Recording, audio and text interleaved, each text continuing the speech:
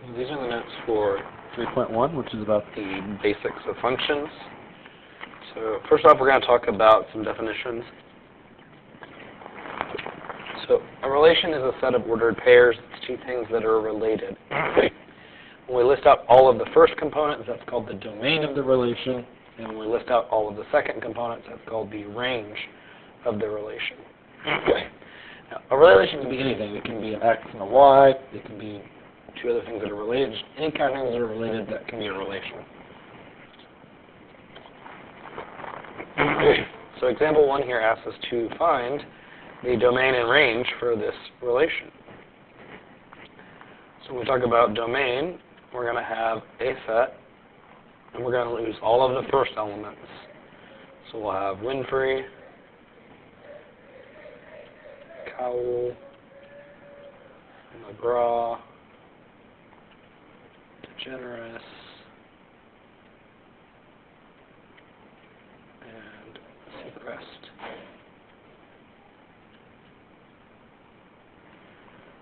For range, we're going to list out our set of the second coordinates, the second objects. So we have 315, and we have 80. Now we have 80 again, but I don't have to write it because I already wrote 81, so it's already done. Then I got 55, and then I got 51. So that's my range. So it's pretty easy to do domain and range with relations. It's your first object and your second object. All right, now a function is a very specific type of relationship. In a function, each element in the domain can only correspond to one element in the range, meaning I'm not allowed to repeat numbers in the first element or in the x's. X's cannot repeat. If that happens, then we end up having two things assigned to the same x, and that doesn't work. So what we're going to do in our x example is we're just going to look and determine whether a relationship is a function or not. So our first one, we have this relation 1, 6, 2, 6, 3, 8, 4, 9. So this one, 1 goes with 6, 2 goes with 6, 3 goes with 8, 4 goes with 9. Do any of the first elements repeat? 1, 2, 3, 4. Nope, they do not. So this is a function.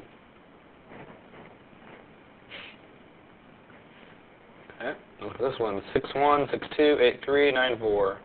Do any of the first elements repeat? 6, 6, 8, 9. Oh, we have a repeat here of 6's, so this is not a function. So both of these are relations, but only the one here on the left is a function. The other one is just a relation. It is not a function.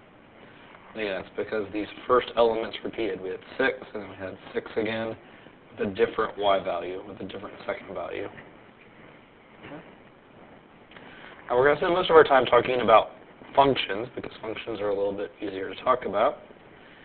And in functions usually have two parts that we call x and y.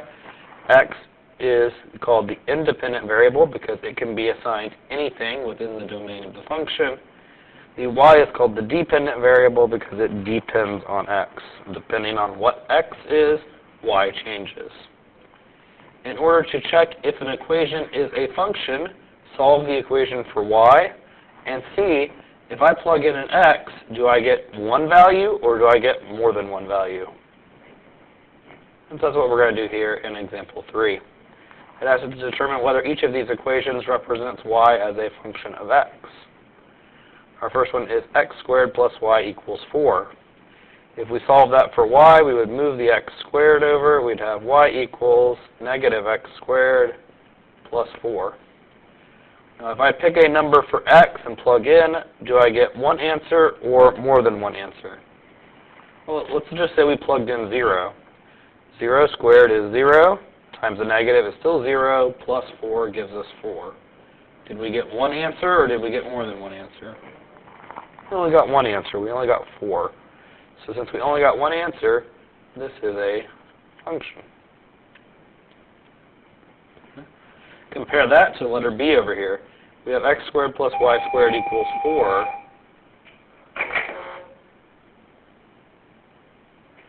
So if we solve this for y, we would move the x squared over, we'd have y squared equals negative x squared plus 4. And then to get rid of the square, we would do a square root.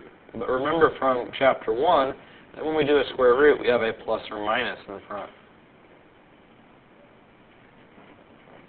So we end up with y equals plus or minus the square root of negative x squared plus 4. Now if we pick an x and plug into that, let's see if we get one answer or more than one answer. So if I plug in 0, 0 squared is 0, times a negative is a 0. 0 plus 4 is 4. Square root of 4 is 2. So I have plus or minus 2. How many answers do I have? Well, because it's plus or minus, I have 2 answers. So since I get 2 answers, it tells me this is not a function. Okay? So that's how you handle equations. You just solve them for y, see if you get more than one answer or not. All right, so when we talk about functions, we use what's called function notation, which is f of x. Okay? We usually read this as f of x or f at x. We don't usually say f times x because that's not true. Okay? This is not a multiplication. This is an evaluation. This is a function f getting evaluated at a number x. Now in this, that means x is the input. It's the thing that gets plugged in. F of x is the function's value at x. It's the output. An easy way to think of this is to kind of think of a function like a machine. You input an x into the function f. The function f does some kind of crazy process, and then it spits out an output, which we call f of x, the function's value at x. So when you plug in the x, you get an f of x. Okay? So let's actually do some function evaluations. So example 4 here says, if f of x equals x squared plus 3x plus 5, evaluate each of the following. The first one says f of 2. So that means, remember, we normally have f of x. So this is saying we're plugging in 2 for x. We're replacing the x's with 2's. So I'm just going to go through it. Every time I see an x, instead I'm going to write 2. So 2 squared plus 3 times 2 plus 5. 2 squared is 4 plus 3 times 2 is 6 plus 5. 4 plus 6 is 10 plus 5 is 15. So that's what f of 2 equals. f of 2 is equal to 15. Now here we were just plugging in a number, but you're not limited to just plugging in a number. You can also plug in an expression. And that's what we're doing here in B. B asks us to do f of x plus 3. So it's saying every time you see an x, instead of writing that x, write the expression x plus 3. So we're going to have x plus 3 getting squared plus 3 times x plus 3 plus 5. And then we got to simplify that. Now x plus 3 squared, remember, means you have x plus 3 times x plus 3. And so you actually have to FOIL that out. So x times x is going to give us x squared. X times 3 is 3x. 3 times x is also 3x. So together that makes 6x. And then 3 times 3 makes 9. So I got rid of the x plus 3 squared. Now we have to distribute the 3 into this parentheses. So 3 times x is 3x. 3 times 3 is 9. And then we have a plus 5 at the end. And then the last step is to combine like terms. So I've got an x squared. 6x and 3x makes 9x. 9 plus 9 is 18, plus 5 is 23. So there's what we get. Now notice when we plugged in an expression, we didn't just get a number answer, we got a function answer. And that makes sense because we were still plugging in a variable. So it makes sense that we still have something that has variables in it. All right. C is another expression. We're plugging negative x in, so it's f of negative x. So that means we're going to have negative x getting squared plus 3 times negative x plus 5. Now remember, negative x squared means you have negative x times negative x. A negative times a negative is a positive, and x times an x is an x squared, so we get a positive x squared. Here, 3 times negative x is negative 3x, and then we have the plus 5 at the end. And that's all we can really do on that one. So next, we can plug in numbers, or we can plug in expressions. Either which way is okay. Now, all of these were ones we could do without a calculator, but sometimes they'll give you numbers to plug in that you'd want to use a calculator for. So that's what we're going to look at here in example 5. It asks us to find the values of the functions with a calculator. So our first one, we have f of x equals x squared. I want to find f of 1.234. So f of 1.234 is going to equal 1.234 getting squared. And then I'm just going to go to my calculator. So 1.234, and then I square it. And so there's my answer. 1.5, I'm going to go to 3 decimals. It's going to be 23. So 1.523. Right, letter B, we got big F of x equals 1 over x. And we're looking for big F of 1.234.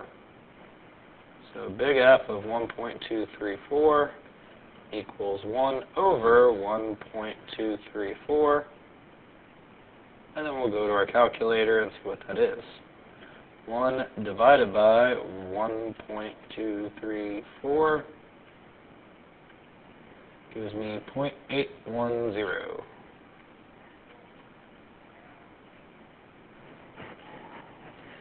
Right. And then letter C, g of x equals square root of x. They want us to find g of 1.234. So g of 1.234 is going to equal the square root of 1.234. And then we go to our calculator. Square root 1.234. Here we go, 1.111.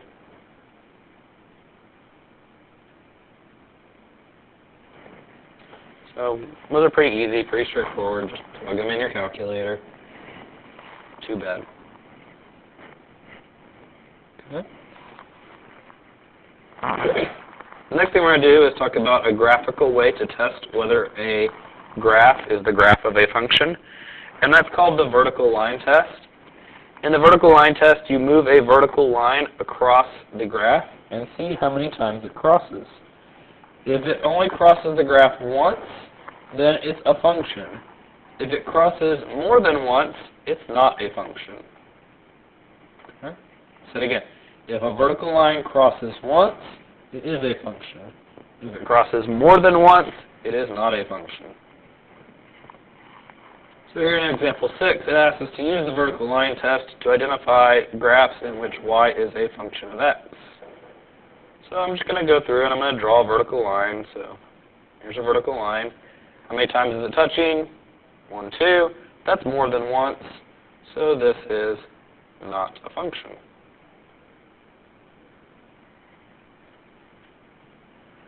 Okay. Look at example B. My vertical line. How many times is it touching? Only once. So it is a function. Example C. I draw my vertical line. How many times is it touching? Only once. So it is a function. Letter D. I draw my vertical line. How many times is it touching? 1, 2. So it is not a function. That's pretty straightforward, pretty easy. Just plug in, test, see what you get.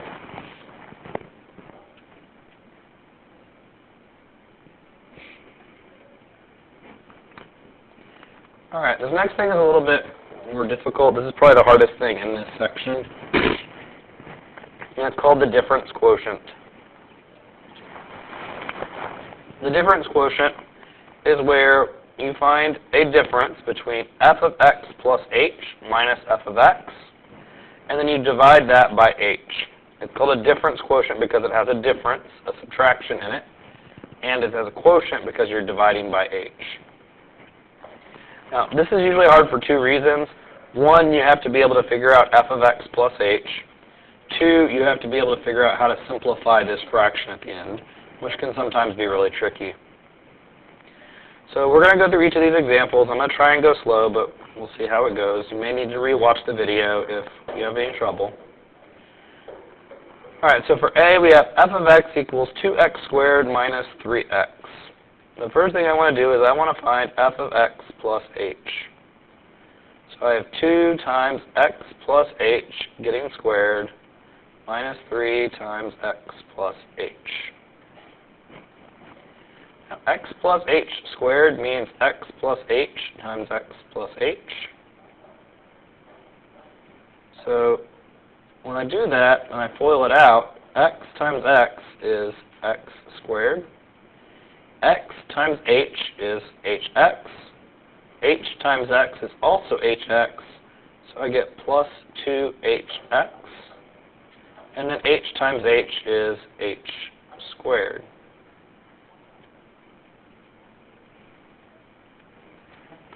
Then we have to distribute numbers into parentheses. So we get 2x squared plus 4hx plus 2h squared minus 3x minus 3h. Okay. So that's the first thing. We figured out what f of x plus h is. Now we just have to fill in this fraction. Okay. So the first thing is f of x plus h. So I got to write this whole thing. 2x squared plus 4hx plus 2h squared minus 3x minus 3h. Then I put a minus, and I put a parentheses. Inside this parentheses, I need to write f of x, which is the original function they gave me. So 2x squared minus 3x.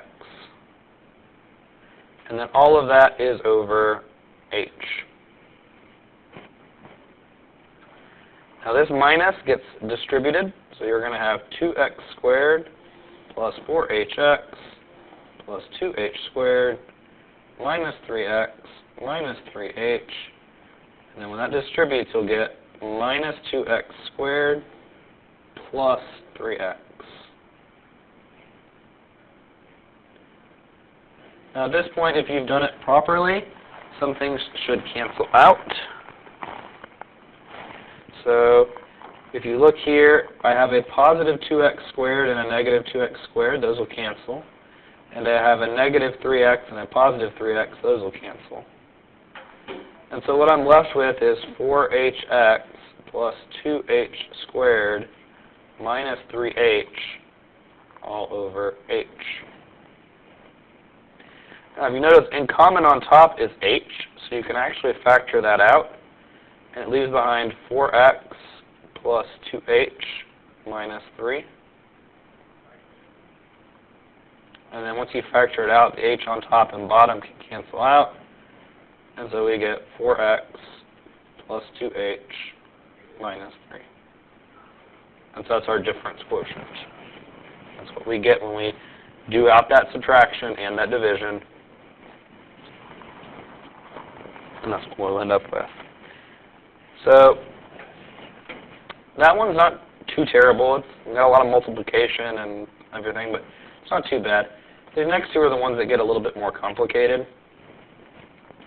So for B here, we have f of x equals 4 over x. Well, finding f of x plus h is not really hard. It's just 4 over x plus h. And there's nothing you can do to simplify that. That's all it is.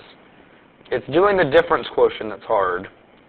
You have to take 4 over x plus h and subtract out the original f of x, which is 4 over x. And then, I just wrote x plus 5, and that's supposed to be x plus h. Not bad. And then that whole thing is over h. Now, this is a compound fraction situation, which we've seen before. So to get rid of the compound fraction, what you have to do is multiply everything by the common denominator, which in this case is x times x plus h.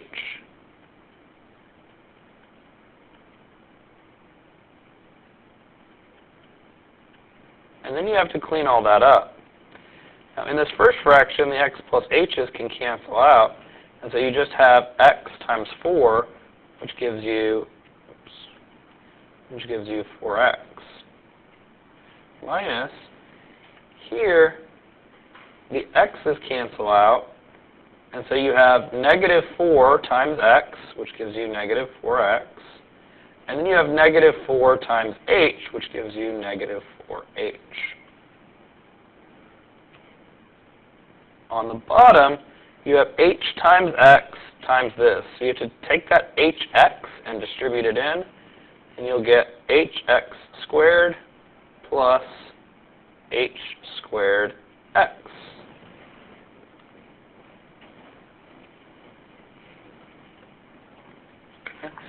And when you do that, on top you have a 4x and a minus 4x. Those will cancel out.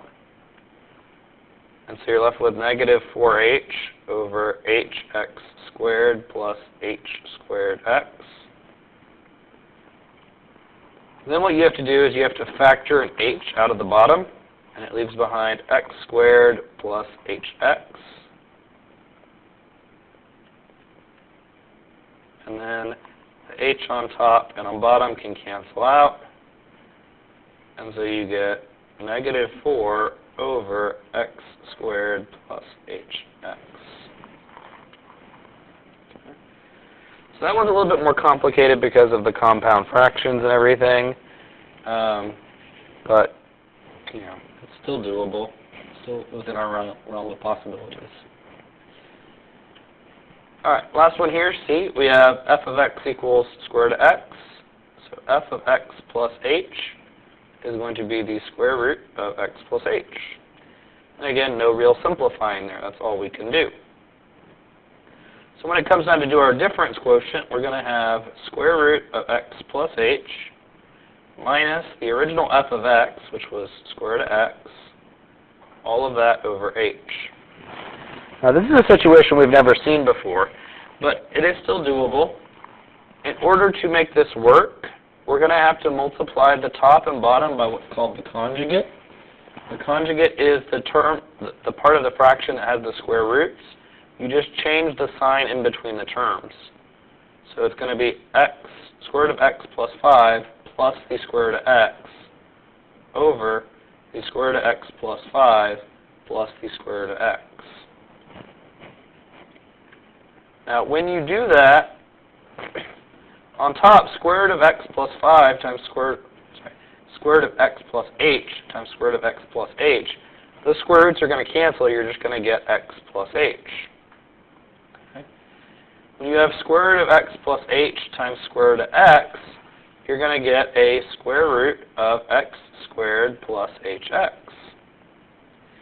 When you do negative square root of x times square root of x plus h, you're going to get a negative square root of x squared plus hx. And then lastly, when you do negative square root of x times positive square root of x, you'll just get negative x. On the bottom, I'm not going to multiply these together. I'm going to leave them factored. I'm just going to leave it as h times square root of x plus h plus square root of x. And you'll see why in just a minute. Now, if you look on top, you have a positive square root of x squared plus hx and a negative square root of x squared plus hx.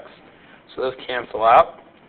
You also have an x and a negative x, so those can cancel out. So all that's left on top is an h, and all that's on bottom is h times square root of x plus h plus square root of x. Notice on top and on bottom there's an h. Those can cancel.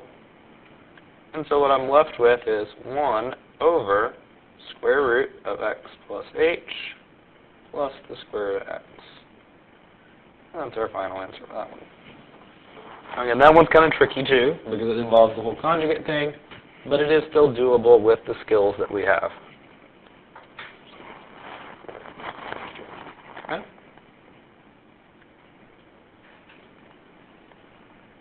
Alright. The next thing we're going to do is talk about domain. Most functions that are out there have a domain of all real numbers, meaning you can plug any number in for x. But there are some functions that do exist that have domain restrictions. The three that we're going to look at today are rational functions and two of them. We're going to look at today rational functions and square root functions. For a rational function, the restriction is that the bottom of the fraction, the q of x, cannot equal 0. And for square root functions, the restriction is whatever is inside the square root has to be greater than or equal to 0. So if we have a fraction, we're going to look at this restriction. If we have a square root, we're going to look at this restriction. So let's look at some examples of this. So in example A asks us to find the domain of each of the following functions. Part A, we have f of x equals x squared plus 5x. Is this a fraction? No. Is this a square root? No. Since it's not a fraction and it's not a square root, our domain is negative infinity to infinity. That's what we got to do. All right, let's look at letter B. We got g of x equals 3x over x squared minus 4. Is it a fraction? Yeah. So that means we're going to have to use this restriction. This restriction says the bottom of the fraction, which in this case is x squared minus 4, cannot equal 0. And then all we got to do is solve for x. So add the 4 across. X squared cannot equal 4. Take a square root. X cannot equal plus or minus 2. So what this is telling us is that our x can be any number we want, except it can't be negative 2 or positive 2. So when we write this in interval notation, it's negative infinity to negative 2, union negative 2 to positive 2, union positive 2 to infinity. Because what this says is we go all the way up to negative 2, but we don't include negative 2. Then we do from negative 2 to positive 2, but we don't include negative 2 and positive 2. And then we go from 2 to infinity, but again, we don't include 2. So this would be our domain for that function. All right, letter C, we got h of t equals square root of 4 minus 3t. Is this a fraction? No. Is it a square root? Yes. Since it's a square root, we use this restriction, which says we take the inside of the square root, and we say it has to be greater than or equal to 0. And then we want to solve for t. Subtract 4 first. So we have negative 3t is greater than or equal to negative 4. Then we'll divide both sides by negative 3. So we get t. And then when we divide by a negative, remember that flips the inequality. So it'll be less than or equal to. And then negative 4 over negative 3 is the same thing as positive 4/3. So it says t has to be less than or equal to 4/3. If we're going less than 4/3, that means we're going to negative infinity. And then we're going to go all the way up to 4/3, and we'll include it because of the equal to. There's our domain, negative infinity to 4/3. Any number in between those two works for that square root. Our last example for this, we have f of x equals the square root of 3x plus 12 over x minus 5.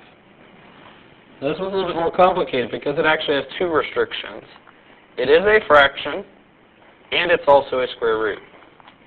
So if we look at the fraction restriction, that would say x minus 5 cannot equal 0. Solving for x, we'd add the 5 across, we get x cannot equal 5. So we already know we have one restriction, the x can't be 5. But then we have to look at the square root.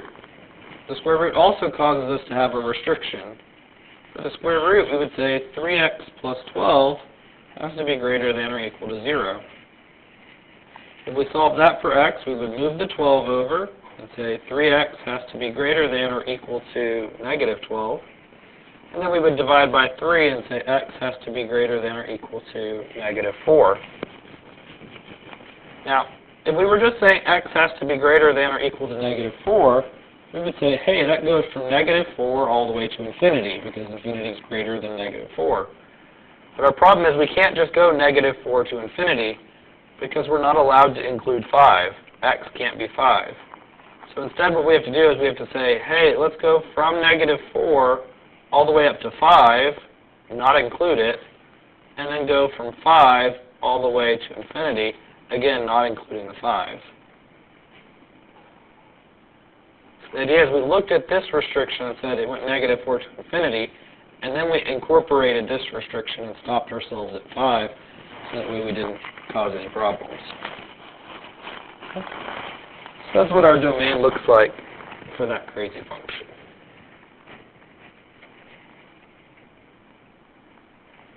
Alright, the last thing we're going to look at is some function operations, which is addition, subtraction, multiplication, and division.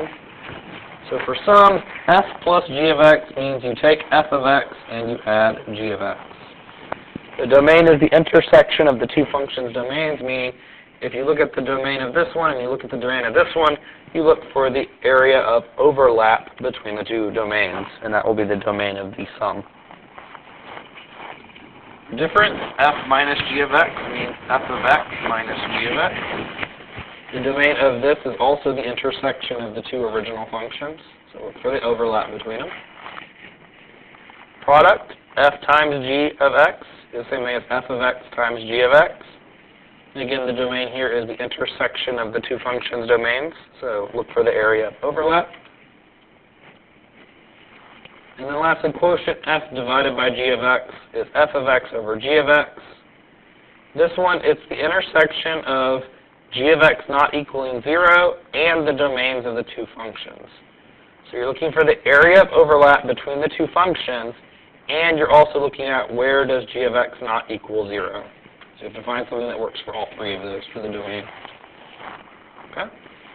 So let's actually do some examples with these things. Oops, scroll just a little too far. There we go. So in example 9 here, it asks us to let f and g be the functions defined as f of x equals 1 over x plus 2, and g of x equals x over x minus 1, and it asks us to find the following things. The first one is f plus g of x. Remember, that just means we do f of x plus g of x, which in this case means we have 1 over x plus 2 plus x over x minus 1.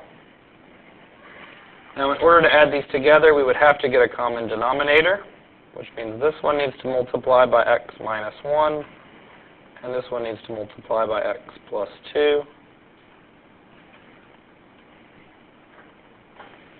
So the first fraction would become x minus 1 over x minus 1 times x plus 2, plus the second one would become x squared plus 2x over x minus 1 times x plus 2. And then the last step is to combine the two fractions together. So we keep the denominator. We're going to add the stuff on top. So this one doesn't have any x squared, but this one has 1, so we'll end up with a 1x squared.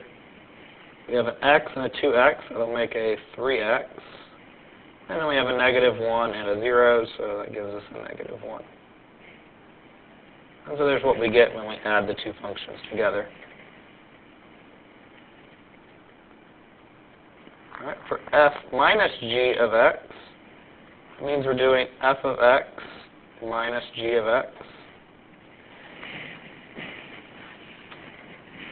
So I'm going to skip a step over here, and I'm going to skip right here to the one with the common denominator already, just because I know I'm going to need it. So I'm going to have x minus 1 over x minus 1 times x plus 2 minus x squared plus 2x over x minus 1 times x plus 2. Now, I could have started right here and just written these with the minus in between, but I knew I was going to need the common denominator, so I just kind of skipped ahead. And so then the last step is to actually do the subtraction. Remember, when you do the subtraction, you keep the denominator and you just subtract what's on top. So here I have 0x squared minus 1x squared, so I'm going to get a negative x squared. And then I have an x minus a 2x. X minus 2x gives me a negative x. And then I have a negative 1 minus 0, so I get a negative 1.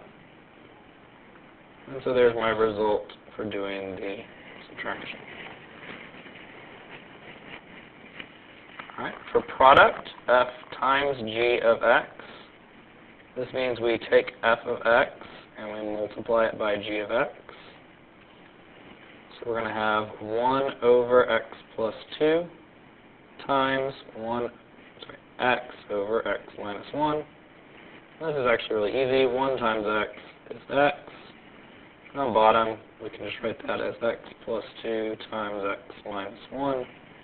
And if we need to, we can FOIL that out. I'm just going to leave it like that for right now.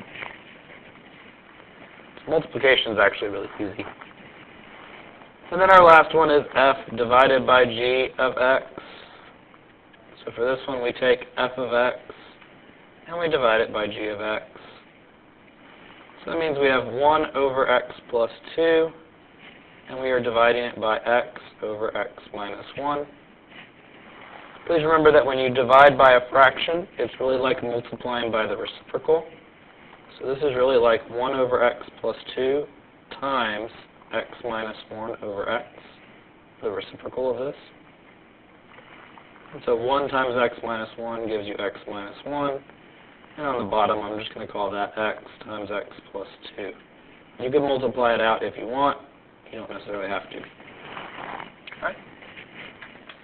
And so there are 3 operations: addition, subtraction, multiplication, and division.